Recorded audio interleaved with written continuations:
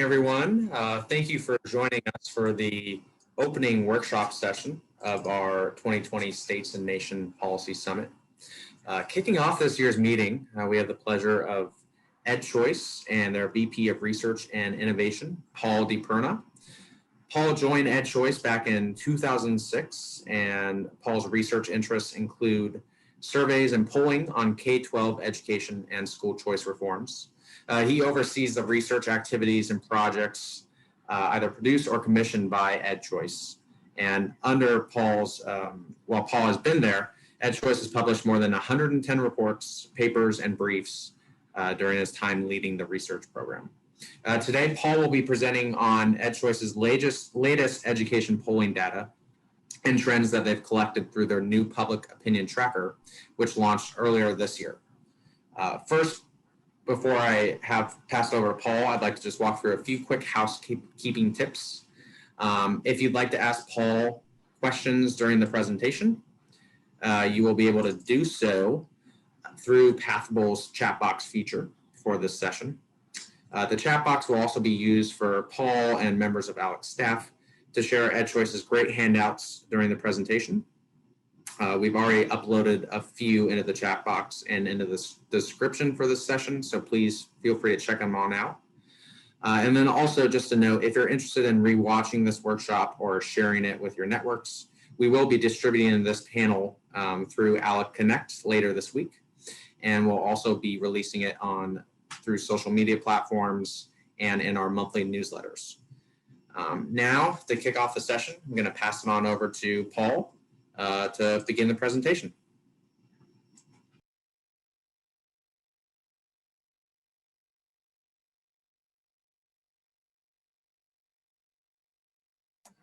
Thanks, Josh. It's great to be here with all of you. EdChoice has been an ALEC member for a very long time, and it's always nice to participate in these conferences and convenings, and virtually nowadays.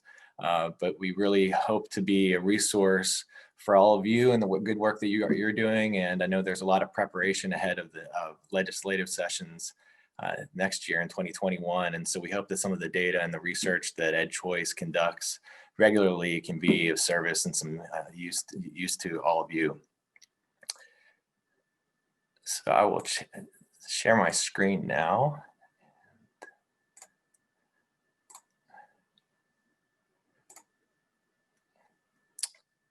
So just to give a little bit of background about EdChoice, we're a national nonprofit, nonpartisan organization that was founded by Milton and Rose Friedman almost 25 years ago in 1996. And we were originally known as the Milton and Rose D. Friedman Foundation. And then we had changed our name a few years ago at their wishes after they passed to EdChoice. And so we still have the same mission. Our mission is to advance educational freedom and choice for all people as a pathway to successful lives and a stronger society. We're headquartered in Indianapolis, Indiana, but we have a national scope. And so we do a lot of work, and the bulk of our work really is at the state and local levels and working with our partners in states and legislators and policymakers in the states. And so, policymakers, state legislators are a really important constituency and audience for us, and we try to make our work really as valuable as possible to all of you. And we also consider parents and other state advocates as key partners, and we try to serve them through our 5 different programs: training and outreach, communications and marketing, focused state investments and supports, legal affairs, and then in my department, it's research and thought leadership. And so our core research activities at EdChoice have included for a long time surveys and polling, as well as fiscal research and analyses. We just in the last year launched a new fiscal research and education center that's led by my colleague Marty Lucan. And we've also collected data on all the different private school choice programs, now more than 60 programs across the country. And we try to distill that on our website and share that on our website, as well as in different publications like the ABCs of school choice and the 1, 2, 3s of school choice. And so to go maybe a little bit deeper and a little more background on the surveys and the polling that we've been doing. So for 5 years, we've been a charter member of the Transparency Initiative that's led by APOR. And so we disclose all of our methods, data as transparently and forthrightly as we can on our website and through other types of publications. We've been conducting surveys for more than a decade. And so we've been doing polling of voters and the general public since 2009 in states. We've been doing statewide surveys of private schools since 2014, statewide surveys of school parents since 2014. And then also occasionally we do surveys of specific populations. And so we've conducted a couple surveys of military service members and their spouses, as well as veterans. And then even back in 2016, we did our own focus groups and then followed up with a full survey of state legislators in 2016. And then in 2013, we also added a new annual survey, a trend survey that we call the Schooling in America project. And so we've been running that for a number of years now. And so, but this year, and something new in 2020, is that we wanted to do something that was more regular and a little more frequent so that we could be more timely and even hopefully more relevant with our findings and data for all of you and for the public and the media. And so we launched a monthly tracking poll of the general public, and that was a partnership that we launched with Morning Consult in January.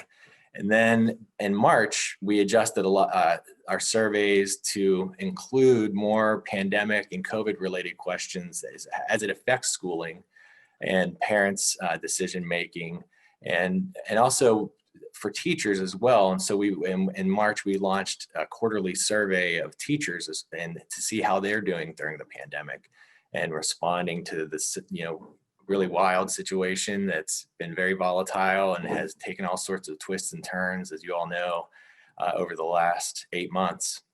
And then since March, we've been trending a number of questions, keeping them the same month to month or quarter to quarter for teachers. But then we've also tried to make some adjustments, mid-game adjustments, to use some sports speak, and to add some new questions that maybe could be more timely to any of the new developments that we've seen.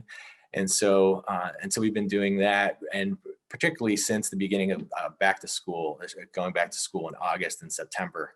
And so just a quick overview of how big are these surveys that we're talking about. So every month we're administering online surveys to the general public, adults 18 and older, 2,200 respondents in each of those surveys.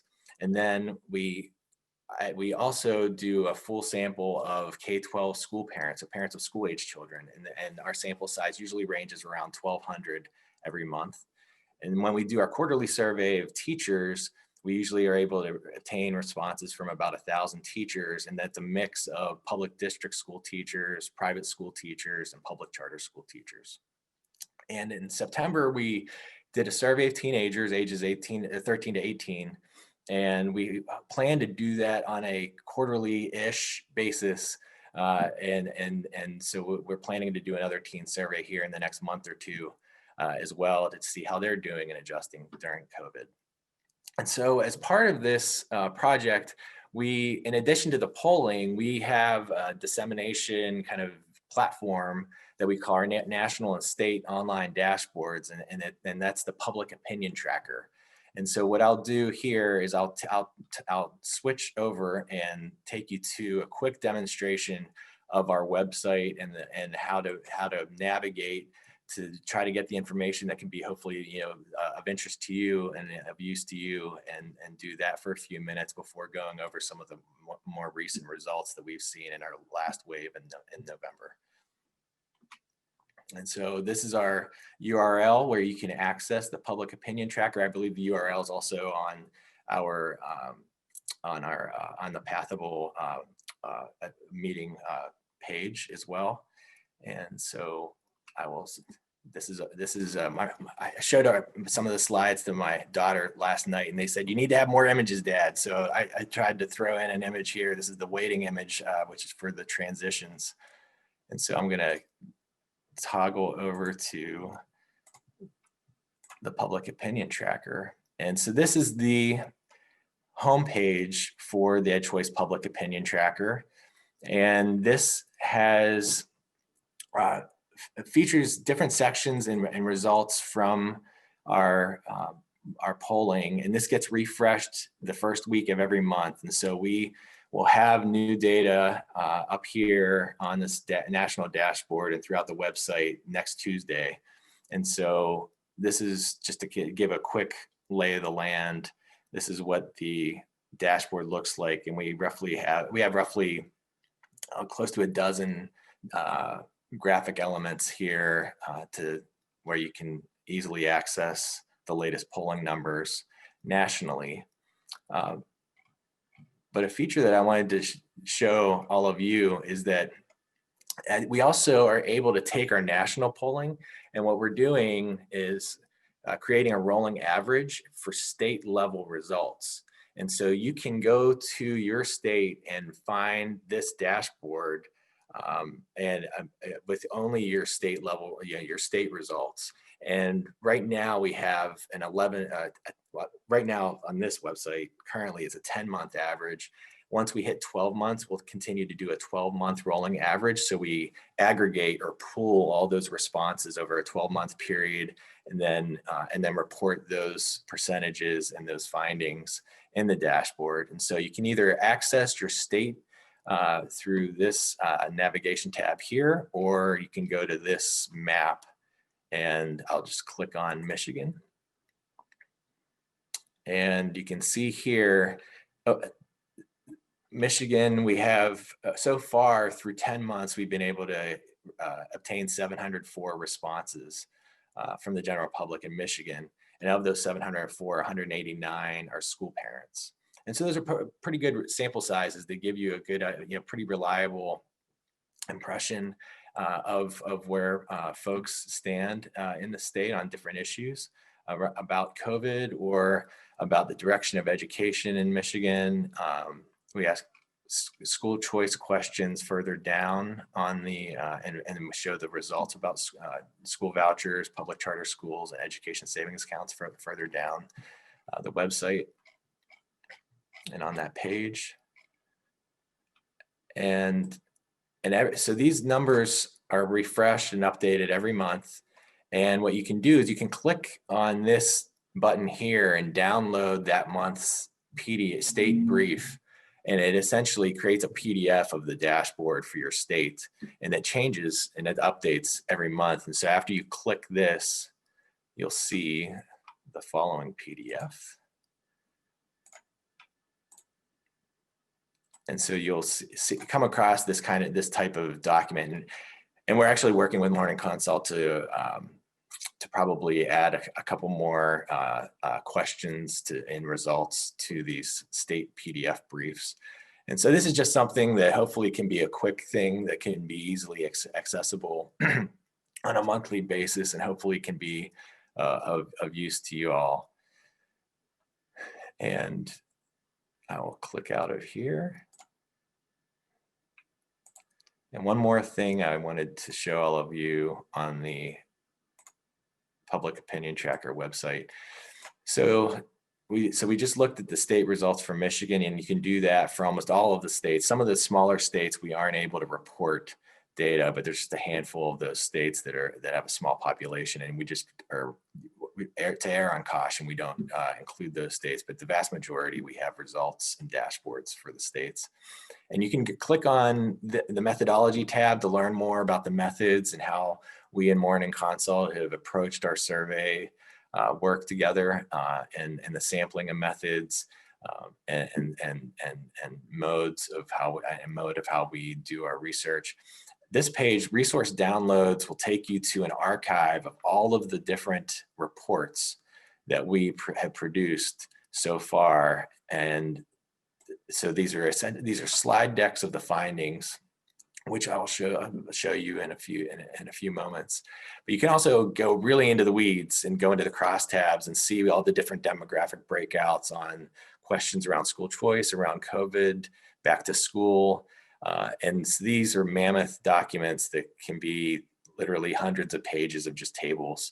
And so if you're really a wonk and like to dive into the numbers, I definitely encourage you to check these out, because there's a lot of really good information, I think, about where different demographic groups stand on certain questions and issues. And then if you're interested in the questionnaires, we also provide those here. And so if you click on these reports here, what I'll do is I'll continue with the rest of the slides that I prepared and show you some of those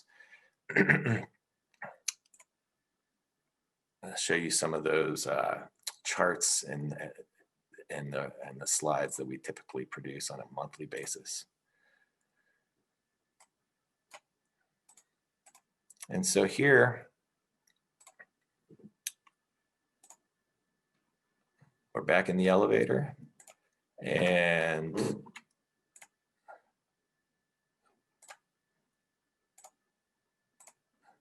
so we'll go through real quickly. I know time is pretty precious right now, so I'll just go through some of the charts and the findings that we have from our most recent wave in November. So this was conducted in the middle of November, right before Thanksgiving break.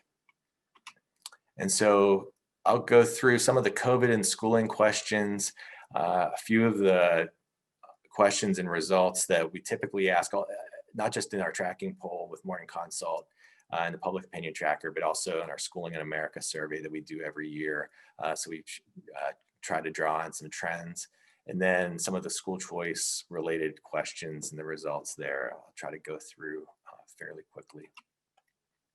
And so here we ask a question, just how are the general public rating different institutions on their responses to the COVID-19 outbreak? And you can see that actually state government is getting relatively good marks from the American public. And so about 33% said they're doing an above average or excellent job.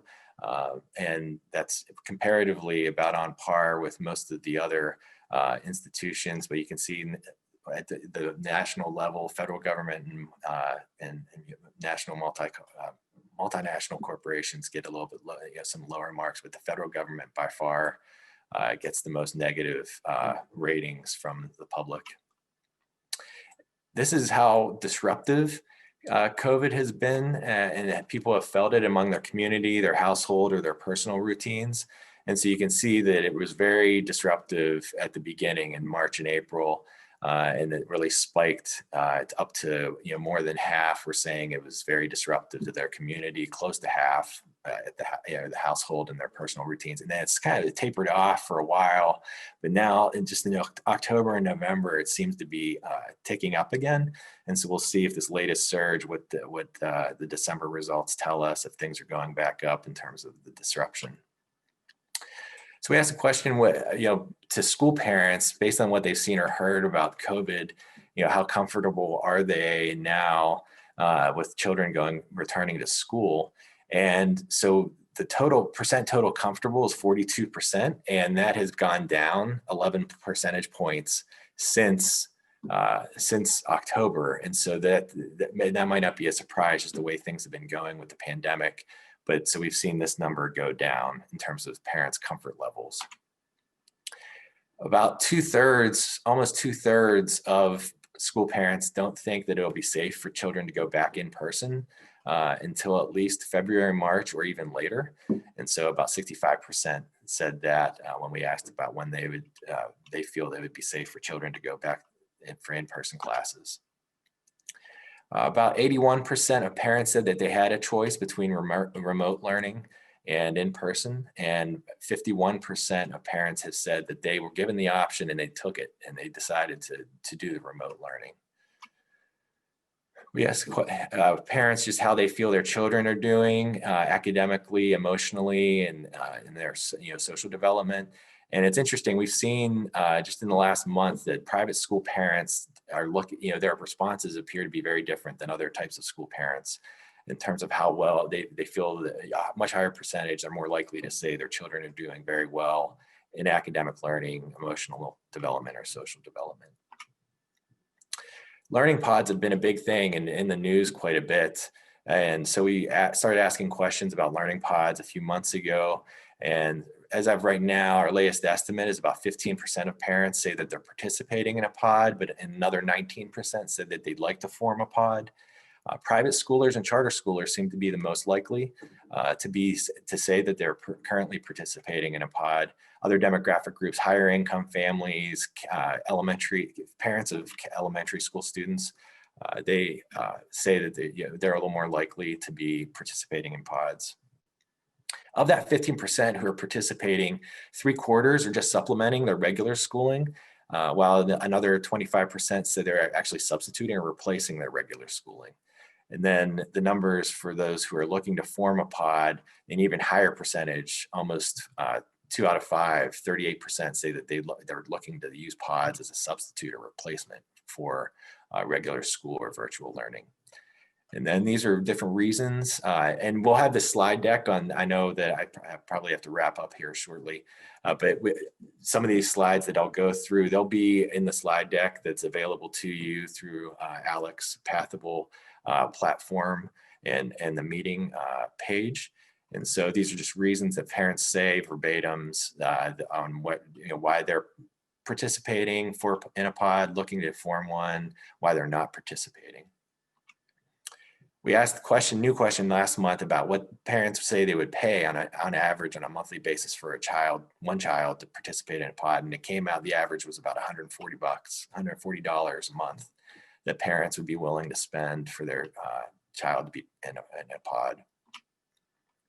And then quickly, we have right direction, wrong track question about K-12 education, which has been up and down throughout the course of the year, and we've seen a downturn this year at all levels, local, state, and national, but really getting low at national. People think nationally, only a quarter think that things are going in the right direction nationally. It's a little bit higher for school district and state level.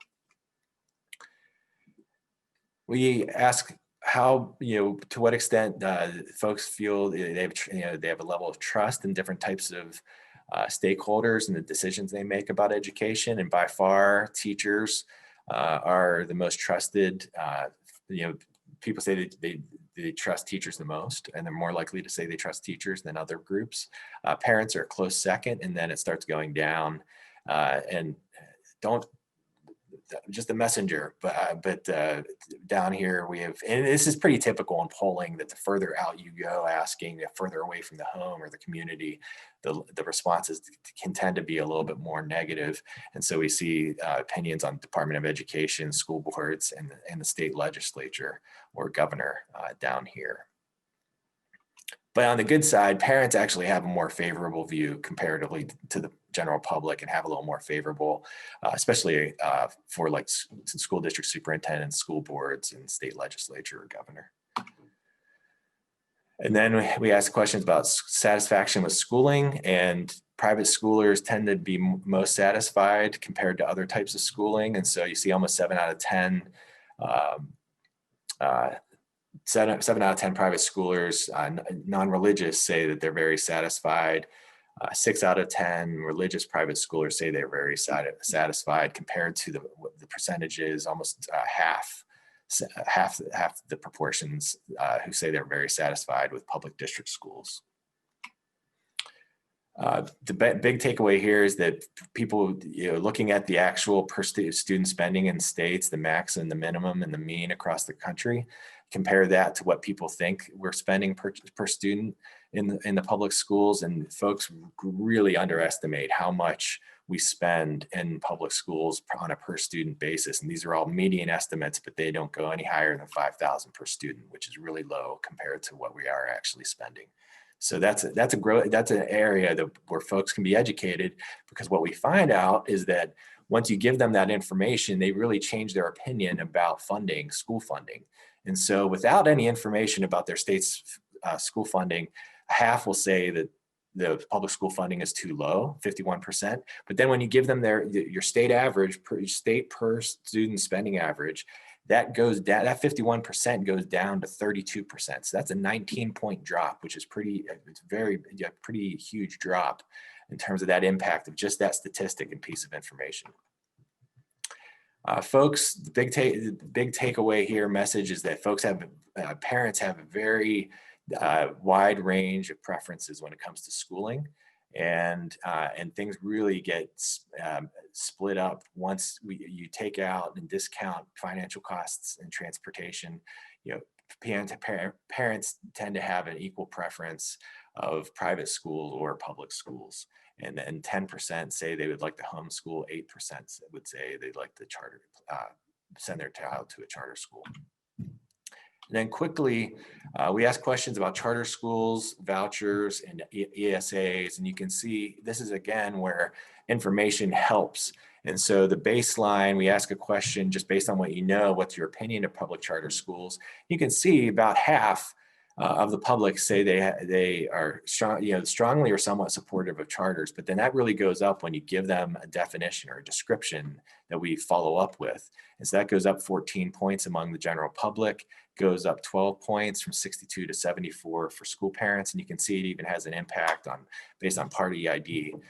Among Republicans, it goes up 16 points, Democrats, 11 points, and independents, it goes up 18 points. And then the trends, you can see here that things are starting to go up in the last couple months for public charter schools. And we'll see this too with vouchers and ESAs in terms of the strong, especially here for the somewhat support, the softer support for charter schools has really gone up to about half. Similar story here about vouchers, where the information increases favorability by 22 points among the general public, 19 points among school parents, and so forth. And the trends here, we see about 2/3 say that they are somewhat or strongly supportive of school vouchers as we define in our polling.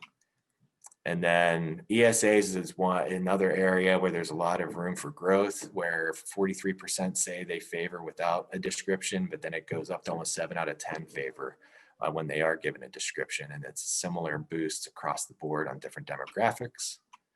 And we've seen a tick up in the stronger support for ESAs up to 39% from October to November. And then quickly, I'll just say, I've been archiving different COVID polling around the country, and what's been, and so there are over 100 surveys that have been conducted since March. And these are just a list of the organizations who are also asking questions around COVID and schooling. And you can access that here on this box drive that I've set up. And with that, I just want to say thank you very much. And hopefully we have at least a few minutes for questions. And I'm always happy to talk to you offline as well, either through phone, on the phone, Zoom, or reach out over email. We want to be a resource for all of you. Thank you very much.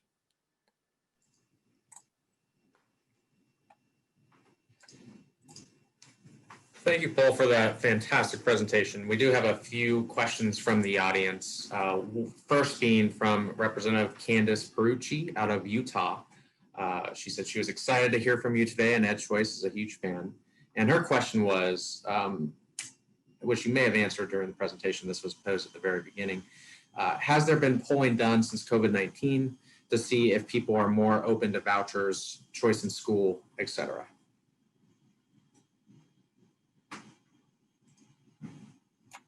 You think after some months now, I know to take the mute button off. So no, that's a great question. That is certainly something as our organization, as part of our mission, we are tracking that monthly among these different populations. And so those last few slides, hopefully we're able to answer that question for you, but I'm happy to go in more depth too, outside of this meeting as well. And I have another question from Senator Patricia Rucker out of West Virginia. And she's curious, how specific do your questions get in the poll For example, do you have data to compare how satisfied parents are with digital charter schools versus generic public online learning?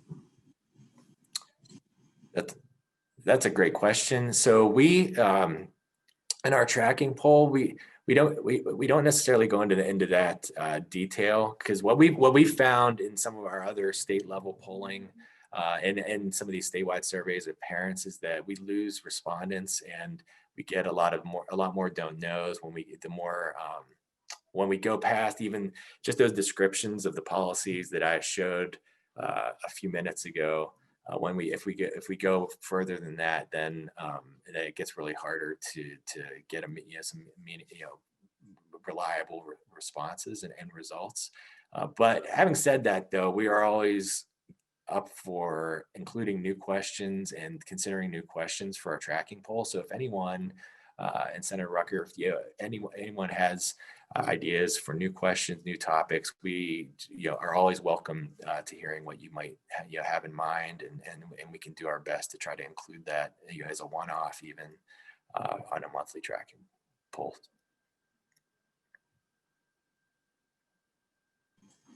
Awesome. Well, thank you again, Paul. We really appreciate this presentation, and I'm sure our audience members and network did as well. If you want to reach Paul, you can reach him on his email, paul@edchoice.org. I've also uploaded some of the great resources that EdChoice has put out there over the last few months into the chat box and into the file folder for the session. As I mentioned at the start of this meeting, we will be sending this video out through various ALEC channels like ALEC Connect and through our monthly newsletters. And we'll also be doing a podcast with Paul over the coming months to kind of recap this conversation and talk a little bit about 2021 as well. But I just want to thank EdChoice for their sponsorship of this first session. And we're looking forward to seeing everyone at our general session, which will be the governor's panel starting at 12 noon Eastern today. So we'll see you all there. And once again, Paul, thank you so much. Thank you. It's been fun. I appreciate it.